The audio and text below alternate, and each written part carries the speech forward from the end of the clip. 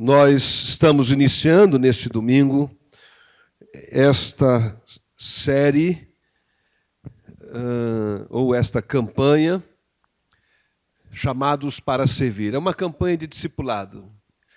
Está ali como subtítulo, um compromisso de 7 semanas de discipulado e crescimento espiritual intencionais. O discipulado e o crescimento intencionais. Por que 7 semanas? Porque nós separamos os temas, fomos aí selecionando quais seriam os temas interessantes para serem trabalhados, e a gente viu que fechava 7 títulos interessantes, e a gente fez essa conexão de semanas. O símbolo, o número 7, tem nas Escrituras o símbolo deste ciclo da criação, lá de Gênesis. O 7º dia é o dia do descanso, um dia que você celebra o que você conquistou, realizou nos outros 6 dias. Mas nós não estamos usando como um número mágico, então não vai acontecer nada diferente, porque são 7 semanas. Está claro isso? O que acontece de diferente pode ser em uma semana, em 10 semanas, depende muito mais da qualidade do nosso relacionamento, da energia, do tempo que a gente gasta e investe nisso. O que é importante que a gente entenda é que nós estamos chamando isso de uma campanha de discipulado e de crescimento espiritual, que tem essa outra palavrinha final, intencionalidade. Por quê? Explico o que está no nosso pensamento. À semelhança do nosso crescimento físico humano, o nosso desenvolvimento espiritual também passa por fases. A gente cresce, né, e é gerado como um embrião, e aí é um bebezinho. Quando se é um bebezinho, alguém está cuidando da gente, em todos os sentidos, até da nossa higiene, o nosso banho. A gente vai crescendo e a criança, o pai e a mãe escolhem para essa criança suas roupas, né, e ela não sai sozinha de casa, ela é conduzida pelos pais, por alguém mais velho, responsável. Não é assim a vida de todos nós? E aí a gente vai crescendo, entra na fase da adolescência, e aí é uma fase em que a gente está pleiteando a nossa independência, então a gente passa a escolher a nossa roupa, a gente passa a ser um pouquinho dono em parte da nossa rotina, da nossa agenda, ainda sob a supervisão dos pais, que vão, de algum modo, orientando, aconselhando, intervindo, às vezes de maneira mais firme, e assim a gente vai, não é? A vida. Do ponto de vista espiritual, não há diferença. O autor de Hebreus, ele chega a dizer para os autores, seus leitores, que ele, levando em conta o que ele sabe desses leitores, o tempo que eles têm de vida cristã, tempo cronológico de vida cristã, de que eles deveriam estar em um outro nível de maturidade espiritual. O autor de Hebreus diz assim, eu estou ensinando vocês de novo os princípios mais elementares da vida cristã, e eu só estou fazendo isso de novo porque o que eu gostaria mesmo é de falar de outras coisas com vocês, trazer outras orientações em um outro nível espiritual. Eu gostaria de ter uma conversa com você com coisas muito mais amplas e profundas da vida com Deus, mas não posso. E não posso porque eu percebo que vocês não estão preparados para escutar o que eu tenho a dizer. E vocês deveriam estar. Ele diz assim, vocês deveriam ser mestres a esta altura. Vocês deveriam estar dando aula para os mais novos. Mas eu percebo que vocês estacionaram no processo. De algum modo, em algum momento dessa caminhada com Deus, vocês ficaram lá no nível infantil, como crianças, ainda dependentes, né, de toda uma orientação que é própria de quem está começando a vida cristã. Quando eu comecei a minha caminhada com Deus, havia uma série de coisas que eu não sabia. Tinha dúvidas. E o tempo foi me esclarecendo. Então, em algumas coisas eu percebo em mim que houve crescimento. Em outras eu percebo que não cresceu tanto, eu preciso melhorar. Até porque não é uma questão apenas de receber informações.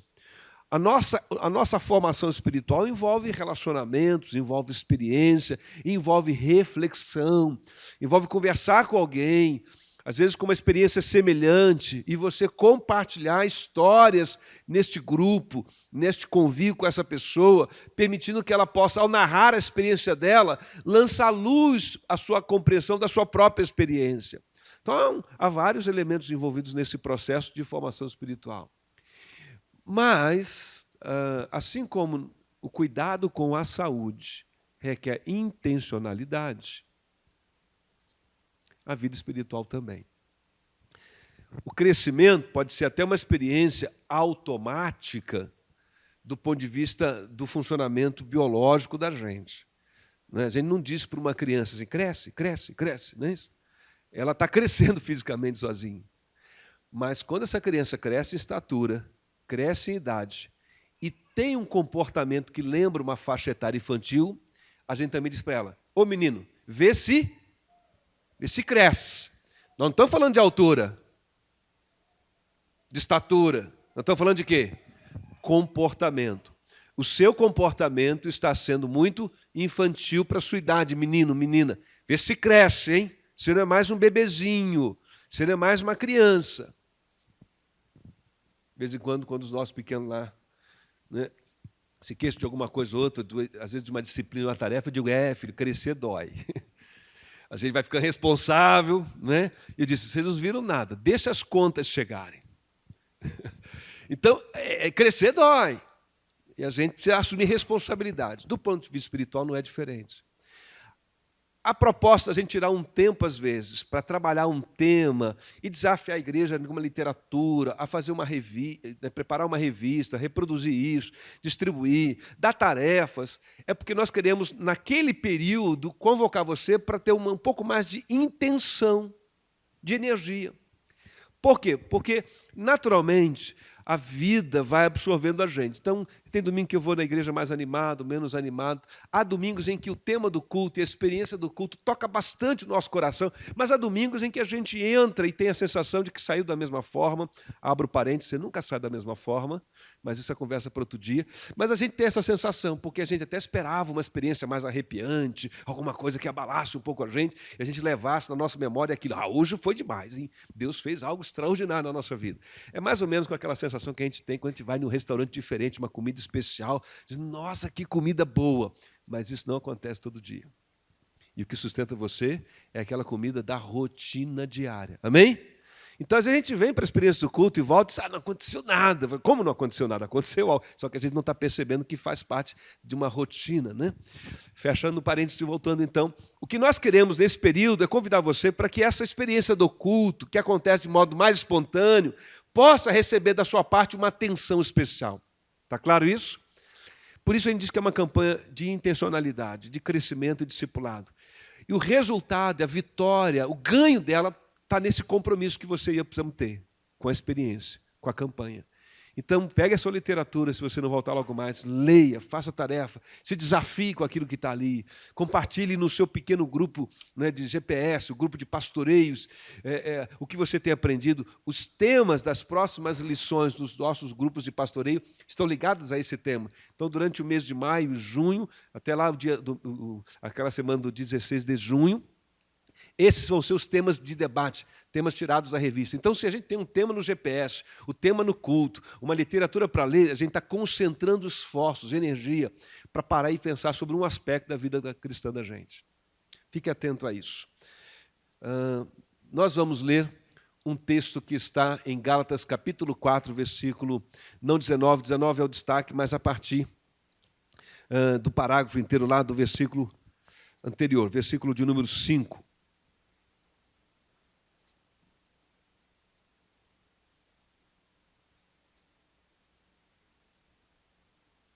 Perdão, versículo 8. Gálatas, capítulo 4, a partir do verso 8. Gálatas, capítulo 4, a partir do verso 8. A Bíblia diz assim: antes, quando vocês não conheciam a Deus, eram escravos daqueles que, por natureza, não são deuses. Mas agora, conhecendo a Deus, ou melhor, sendo por Ele conhecidos, como é que estão voltando àqueles mesmos princípios elementares, fracos e sem poder. Querem ser escravizados por eles outra vez? Vocês estão observando dias especiais, meses especiais, ocasiões específicas e anos. Temo que os meus esforços por vocês tenham sido inúteis. Eu suplico, irmãos, que se tornem como eu, pois eu me tornei como vocês. Em nada vocês me ofenderam. Como sabem, foi por causa de uma doença que preguei o evangelho pela primeira vez a vocês. Embora minha doença tenha sido uma provação, vocês não me trataram com desprezo ou desdém. Ao contrário, receberam-me como se eu fosse um anjo de Deus, como o próprio Cristo Jesus. O que aconteceu com a alegria de vocês? Tenho certeza que, se fosse possível, vocês teriam arrancado os próprios olhos para dá-los a mim. Tornei-me inimigo de vocês por dizer a verdade? Os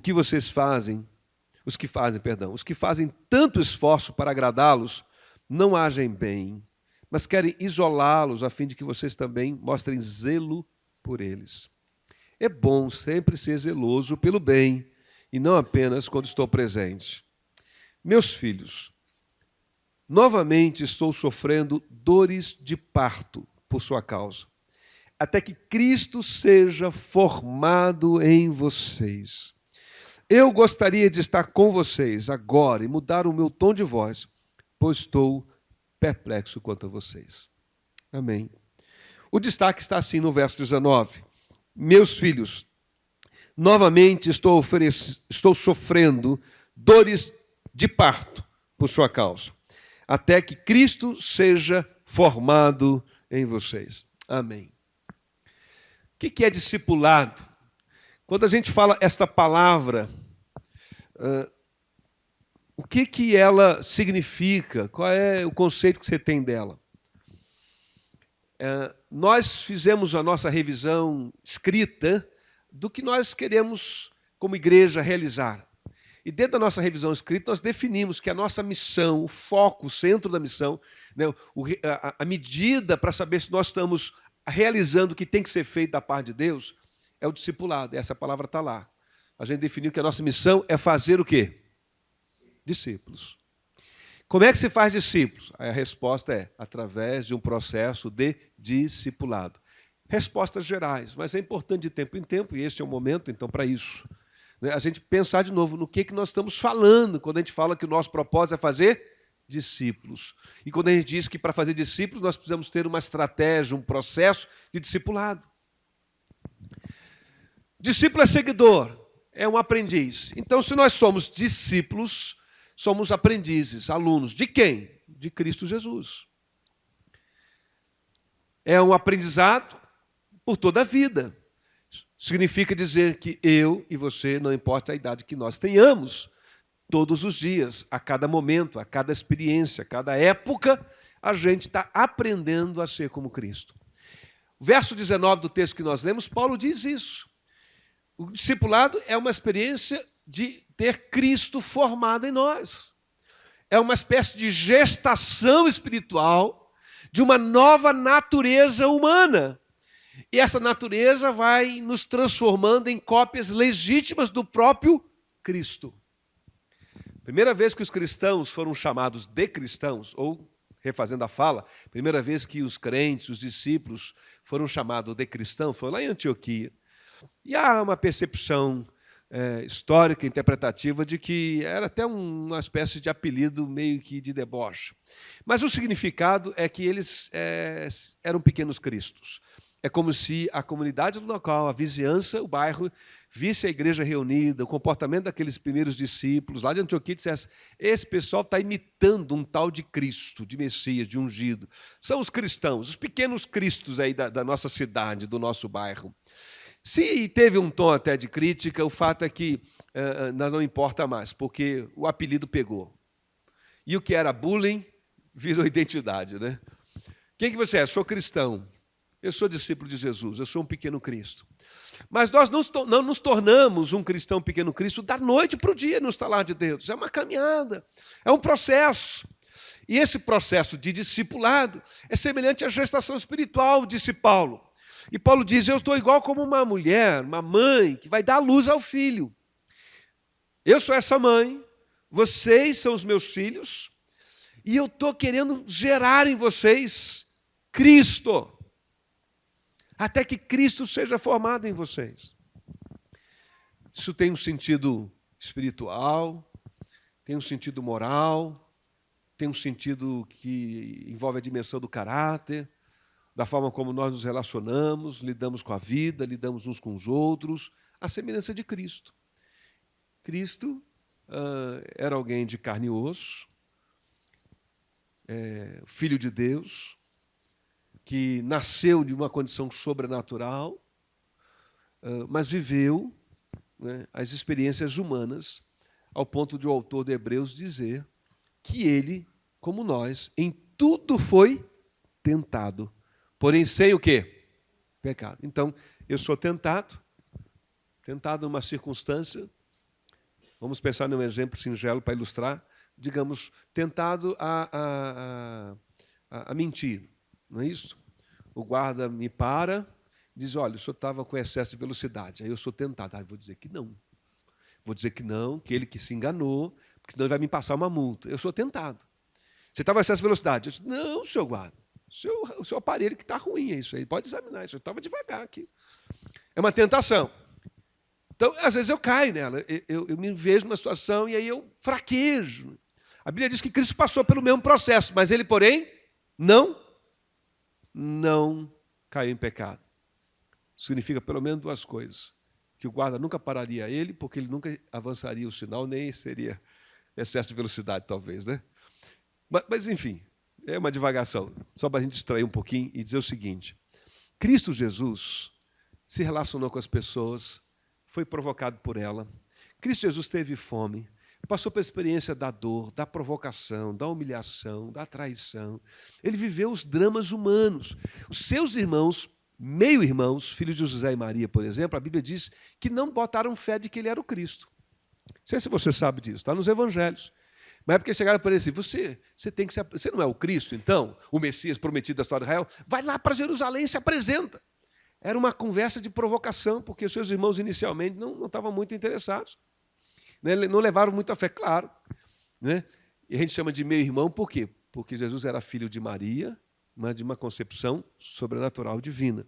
E os irmãos não, eram filhos de Maria e de José, da relação conjugal natural.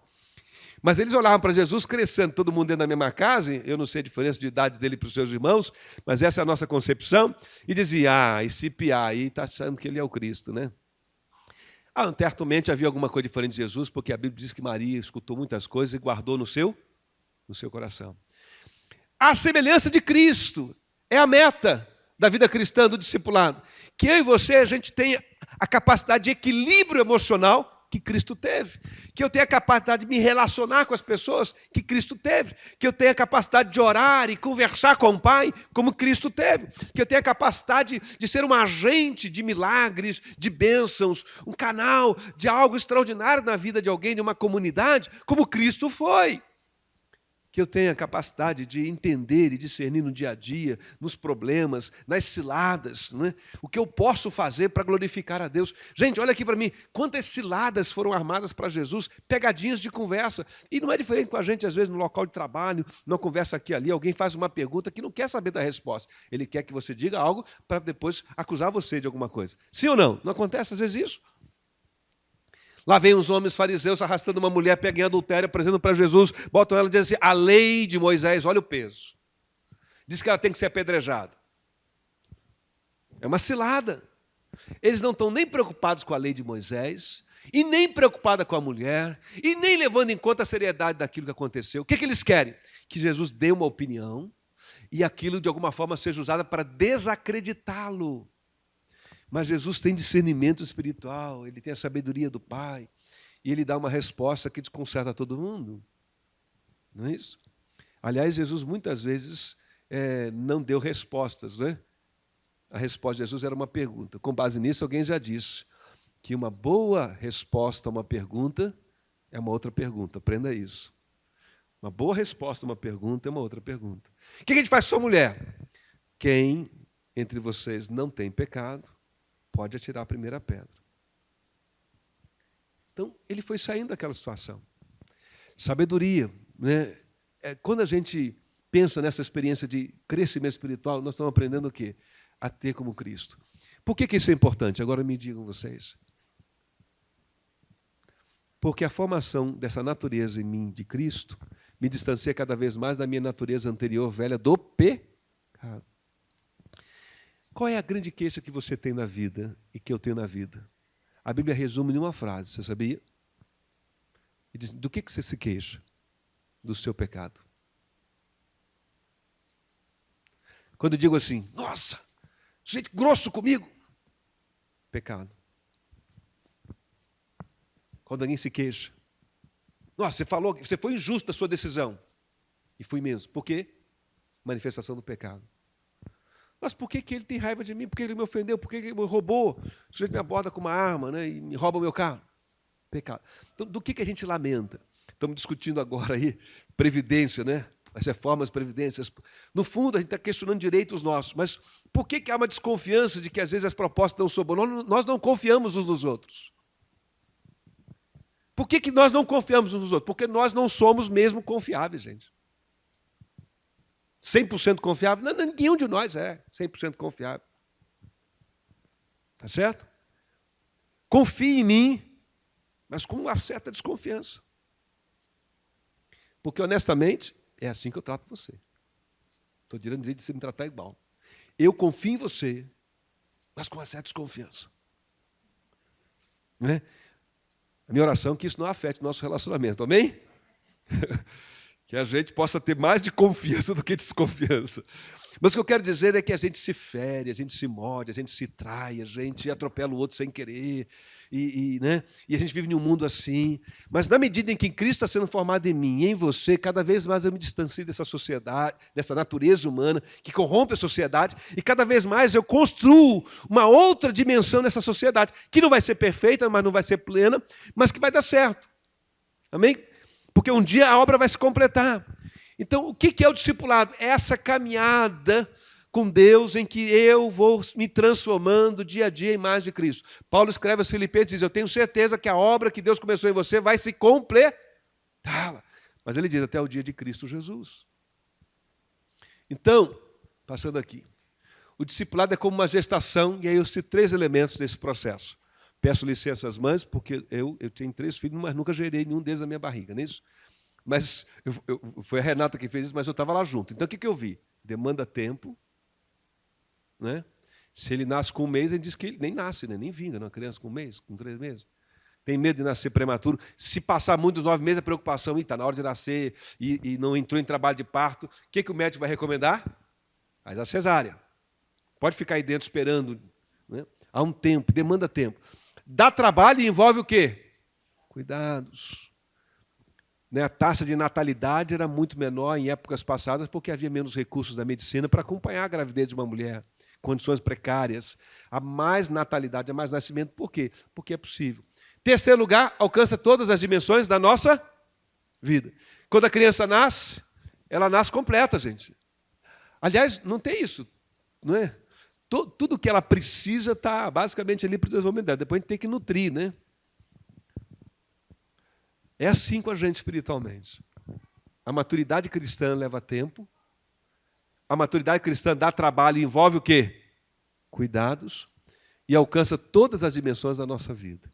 O que significa isso? Presta atenção. E um crente que vai amadurecendo, ele se torna uma pessoa do ponto de vista, talvez, da conduta moral e ética, um homem e uma mulher decente, confiável. Pode confiar nele, é um homem de moral, uma mulher de moral. Mas não só isso, porque eu não sou só um ser moral. Eu sou um ser emocional.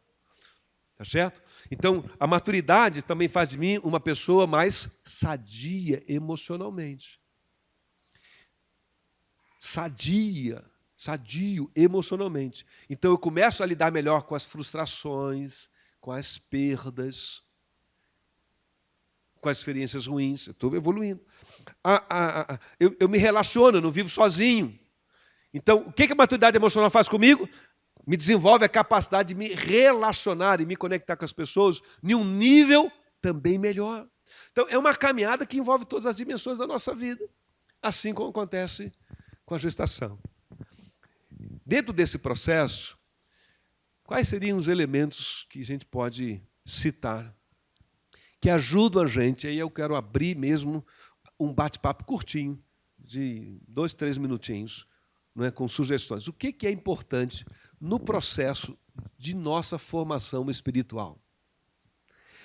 Olhando para o texto, para que fique melhor a pergunta que eu fiz e para que você possa dar algumas sugestões também, e a gente interagir um pouquinho nesse momento, Paulo escreve aos Gálatas aqui. E Paulo está dizendo assim para eles: gente, vocês estão voltando a um tipo de vida cristã que já era matéria vencida. Vocês estão, de novo, tendo um comportamento que lembra os judaizantes. Vocês agora estão dizendo que crente de verdade guarda sábado. E Paulo diz, veja, se você é judeu, né, guarde o sábado, mas você não tem que guardar literalmente. Ou qualquer outra coisa que ele está dizendo aqui. Claro, e aí, já que eu citei o sábado, espiritualmente tem que guardar sábado, né? No sentido espiritual. Você precisa tirar um tempo para descansar e celebrar ao Senhor. Pecado trabalhar 24 horas e não tirar tempo para si, para adoração, para o culto a Deus. Pecado isso. Deus orienta isso. O que a gente diverge é na legalidade de ter que ser dia de sábado, literalmente. Fechando parênteses. Mas vamos dar outro exemplo. Levar o cordeiro para ser sacrificado, o ato da circuncisão, né? E outros elementos, aqueles que eram próprios dos judaizantes. Então Paulo diz, de novo, vocês estão aí guardando dias santos, sabe? Hoje é um dia santo, hoje é o dia. E Paulo diz, não, o cristianismo não ensina isso, a graça não ensina isso. E aí, enfim, o evangelho não ensina isso, ele está chamando atenção. O que percebe? Houve um processo, né, de alguma forma, naquele momento, em que a igreja de Gálatas se distanciou um pouquinho. Ele até chega a dizer que tem um pessoal lá, não sei se você percebe no finalzinho do texto lá, 18, que tem um pessoal que só dizia coisa boa para aquele pessoal para ganhar eles na bajulação. E diz, tem gente aí que só diz coisa boa para vocês para isolar vocês. É como se dissesse assim, eu sei que na minha ausência surgiu aí um outro líder que só elogia vocês. E eu sei que ele está ganhando vocês porque é melhor estar diante de um líder que só elogia do que um que diz coisas duras. Mas ele diz, porém, eu vou dizer coisas duras. Por uma razão. Eu não estou aqui para bajular vocês, eu estou aqui para que Cristo seja formado em vocês. Isso dá trabalho e eu sofro por vocês. Não é? Eu sofro por vocês. E aí ele diz, né, que isso é uma coisa em que ele fez esforço, gastou energia. Né? Me esforcei por vocês. Pois bem, o que a gente, na nossa caminhada com Deus, pode se esforçar? Que compromissos podemos assumir e que contribuem para a nossa formação espiritual? Agora sim, fala aí coisas que a gente pode fazer. Interdependência. O que é isso? Explica um pouco melhor o que você queria dizer com essa palavra. Esse esforço que a gente tem que fazer pelo outro, para que o outro cresça com a gente. Compromisso de convívio. Estamos interdependentes. Ou seja, eu não posso crescer em casa, né, sozinho, sem me expor ao convívio, ao encontro com as pessoas, com outros crentes. Tá certo? Muito bem. O que mais? Eu estou de acordo com o que ela falou. O que mais? Estuda a palavra. Por quê? Porque a gente acredita que este livro é inspirado por Deus, é o livro sagrado dos cristãos, e que ele registra a revelação de Deus. Nós não podemos concordar, às vezes, com tudo, porque a gente fica com dúvida, não, eu digo não com o que a Bíblia diz, né? A gente não discorda da Bíblia, a gente discorda da nossa interpretação, não é isso? E a gente diz, não, eu acho que a Bíblia está ensinando isso. Não sei, eu acho que nesse texto aqui ele queria dizer aquilo. Mas, de um modo geral, tirando alguns pontos difíceis, né, e quem diz é Pedro, né? Pedro que diz que Paulo escreveu algumas coisas que tem pontos difíceis e até que as pessoas distorcem. Então, há pontos difíceis na Bíblia, mas, de um modo geral, a mensagem é muito simples. Não é? Muito bem, então eu preciso conhecer a palavra de Deus, a Bíblia Sagrada. O que mais? Oração. A experiência, a disciplina de orar. Né?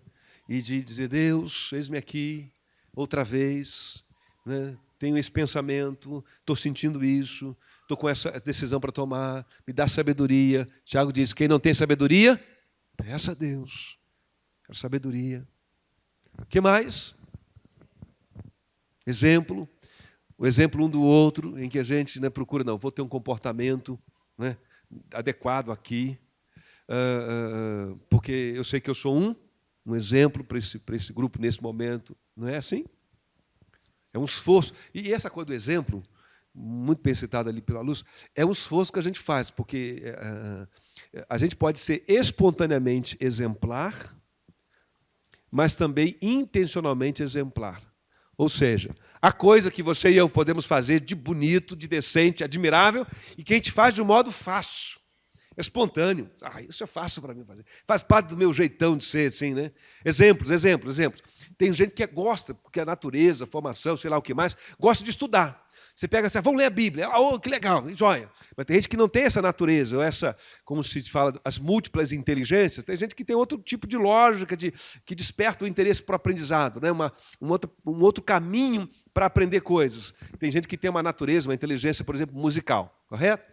Então é natural que quem tem uma inteligência para outro nível, o musical, deve dizer, vamos ler a Bíblia? Vamos, mas dá para botar música nela? Porque fica mais fácil para mim. Seria mais ou menos isso. Tá certo? Então, nesse sentido, quem não tem essa inclinação tem que fazer um esforço. Um esforço. Em tudo na vida em que você se tornar bom, você terá que fazer algum esforço. Em tudo. Não há nenhuma atividade profissional em que você possa escolher, só vou fazer o que é bom aqui nesse negócio. Isso não existe. Você concorda comigo? Não tem, não tem. Eu adoro cozinhar. Eu faço isso com o maior prazer. Mas para cozinhar, o que você tem que fazer depois ou antes? Você vai ter que lavar a panela. Não, por isso eu não faço, não. Eu boto meu marido para lavar, não é isso? Eu boto as camas para lavar. Mas, enfim, vai gastar de você, então, uma energia. Em algum lugar, a gente vai empregar, vai ter que fazer coisas. Né? Mesmo para quem cozinha, às vezes, é pedido para essa pessoa que ela faça alguma coisa que ela não gosta muito. Então, em tudo na vida, seja como casal, a gente casa, mas há coisas boas no casamento, mas há obrigações e responsabilidades.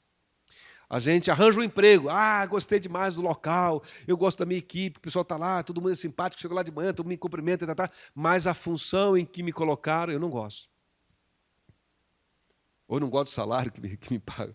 Né? Ou eu gosto da tarefa, e me deram um tema, um setor, um trabalho para fazer, mas aí me deram mais 2, 3 pessoas que vão trabalhar comigo. Já não gosto delas. A gente não está se entendendo bem. Então, em tudo na vida, a gente vai ter que aprender. Na vida espiritual também não é diferente. Se eu e você não assumimos compromissos formais com a nossa formação espiritual, com a nossa busca de compreensão da palavra de Deus, com a convivência, interdependência, com a oração, com atividades rotineiras que contribuam como instrumentos e ferramentas na mão do Espírito Santo, esse Cristo formado em nós não vai ser bem formado. E esse é o nosso grande desafio como crentes em Jesus. Para terminar, então, eu pergunto, como é que vai o processo da sua gestação?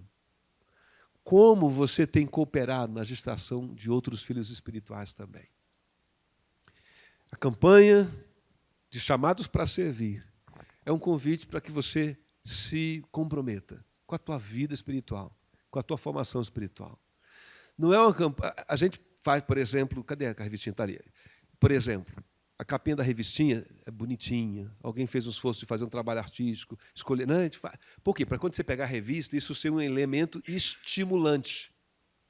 Mas tudo que está nessa revista podia estar escrito uma folha em branco de A4, e a gente entregar assim. Só que a gente quer dar uma temperada, não é isso? É igual a gente põe açúcar para adoçar alguma coisa que a gente gosta, né, que quer tomar um suco, bota açúcar para ficar melhor, bota o sal para temperar, bota sei lá o quê. Então, a gente faz o esforço, mas veja, nada disso tem resultado se não houver da minha parte, da sua o quê? Compromisso. E eu quero convidar você a isso. Talvez um dos maiores obstáculos da minha vida cristã e na sua vida cristã não seja outra coisa que não a nossa acomodação. Acomodação espiritual. Como explicar, às vezes, crentes que vivem em países de perseguição do evangelho, de governo fechado para que as pessoas assumam o seu cristianismo, igrejas que são controladas, em que o que o pastor prega tem gente vigiando para ver se ele não fala alguma coisa contra o governo. Por que em países assim, às vezes, a gente ouve histórias de cristãos fazendo um esforço extraordinário e tremendo? Às vezes eu creio que uma das explicações humanas para isso, e é humana, não tanto espiritual, mas humana, é a escassez. E nós já temos tanta abundância que a gente relaxa, vulgariza e banaliza.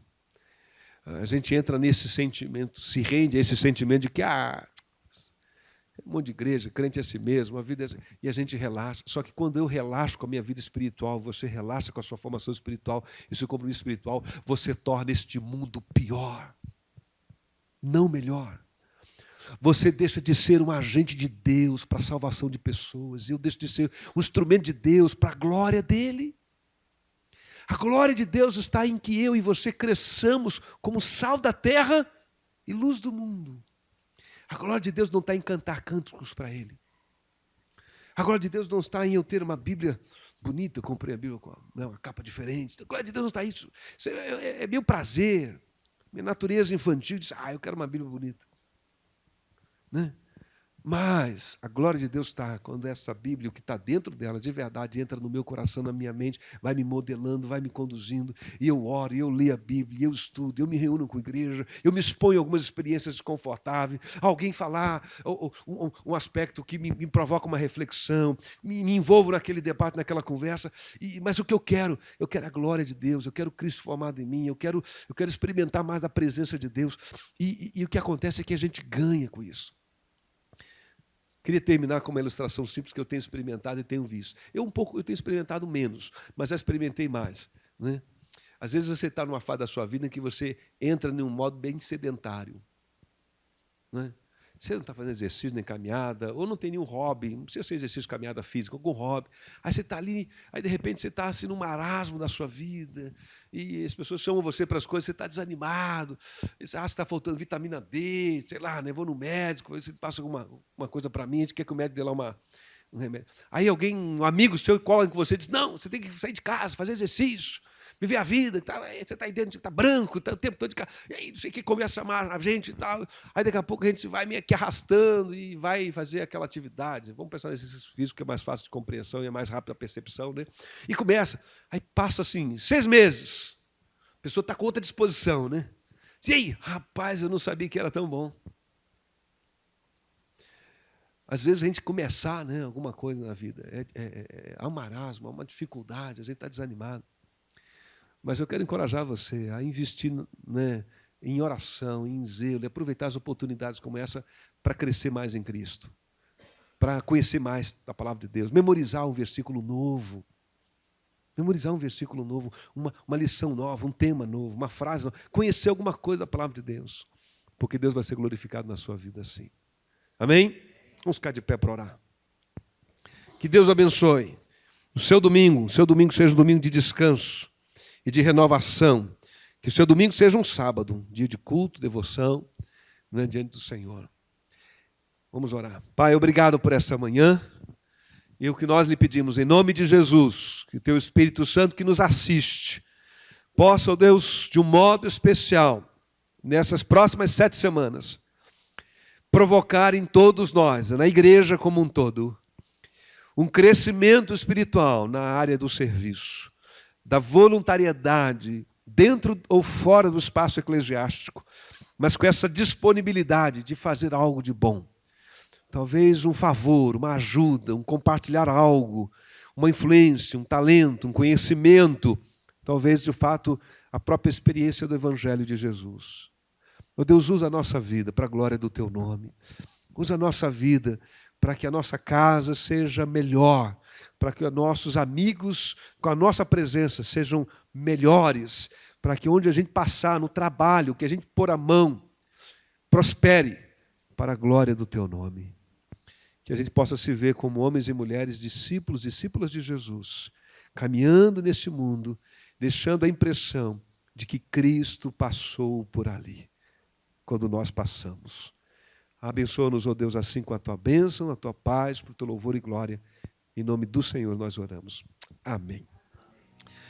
Bom domingo, bom descanso. Se você não retorna logo mais, pegue já a sua revistinha, já vai ler. É uma leitura devocional e um tempo para refletir durante a semana.